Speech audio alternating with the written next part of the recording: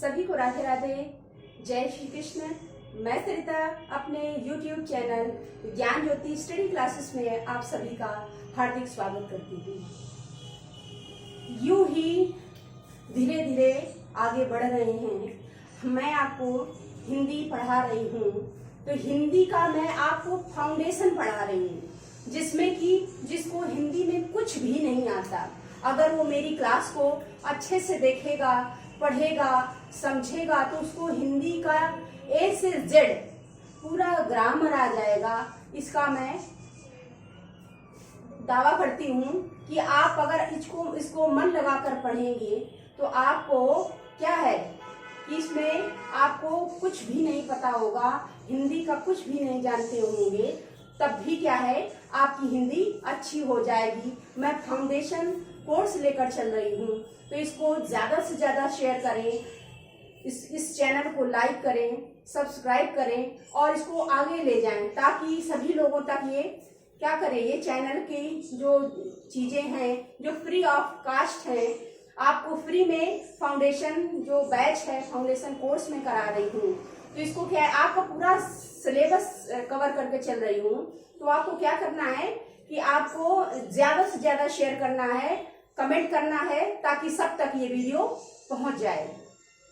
और यूं ही जीवन में संघर्ष जारी रहता है, चलता रहता है, तो संघर्ष करते रहते हैं।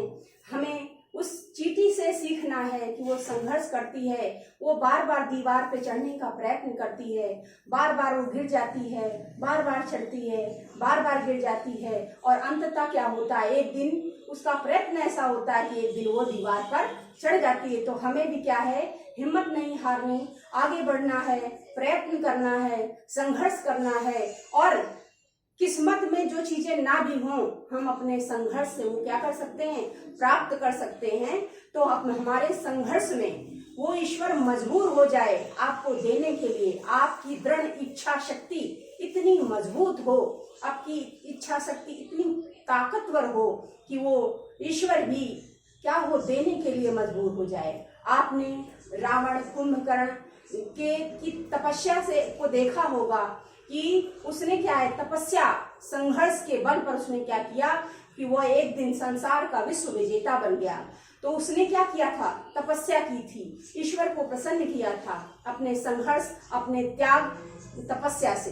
तो आपको भी तपस्या करनी है, और एक दिन वो ईश्वर क्या हो, खुद मजबूर हो जाए, और क्या है कि आपको देने के लिए जो आप चाहते हैं, आपका अभीष्ट फल जो है वो देने के लिए क्या हो, बाध्य हो जाए।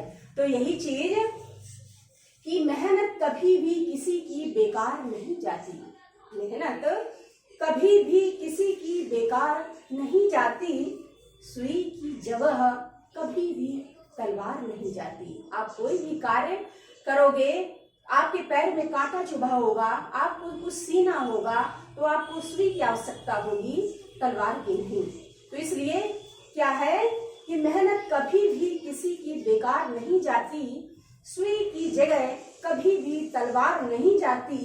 तुमने शिद्दत से कर ली यदि मेहनत, तुमने शिद्दत से कर ली यदि मेहनत, तो माँ की दुआ खाली हर बार नहीं जाती। माँ तो इतनी भोली होती, इतनी प्यारी होती कि वो हमेशा क्या है, अपने बच्चे का भला ही सोचती है। वो हर बार यही सोचती है कि अब की बार मेरा बेटा एग्जाम देने गया है, अब की बार हे ईश्वर, हे प्रभु, मैं 100 रुपए 125 का प्रसाद चढ़ाऊंगी, मैं मन्नतें करूंगी, दंडवत करूंगी, आपको लड्डू चढ़ाऊंगी, और मेरा बेटा सिलेक्ट हो जाए।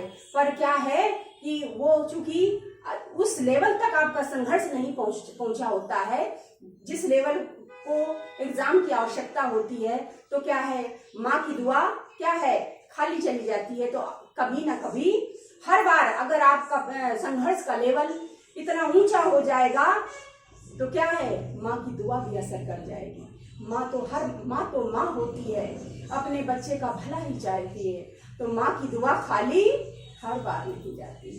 तो इसलिए आपको मेहनत करना है, और माँ बाप के उस कठोर परिश्रम को देखना है जिसने अपनी इच्छाओं का दमन करके, अपनी आवश्यकताओं को ना पूरा करके आपकी आवश्यकताओं को पूरा किया, आपकी इच्छाओं को पूरा किया, आपके आशाओं का मान रखा और अपने लिए कपड़े ना लाए, लेकिन आपकी चीजें पूरी की। उसकी हैसियत भी नहीं थी आपको उस वैसे स्कूल में, कॉलेज में दाखिला दिलाने की, लेकिन आपके सपनों को, चूंकि आपके सपने वो अपनी आंखों से देख रहे हैं, तो क्या है, उनको पूरा करने के लिए वो जी तोड़ मेहनत करते हैं और लगन से आपको पढ़ाते हैं, ताकि एक दिन क्या है, आप नाम रोशन करें, क्या हो, सेलेक्ट हो जाएं और उनका गर्व, उनका जो सीना है गर्व से चौड़ा हो जाए और हर जगह खुश होकर के बताएं कि मेरा बेटा आज, मेरा बच्चा आज यहाँ सेलेक्ट हो गया,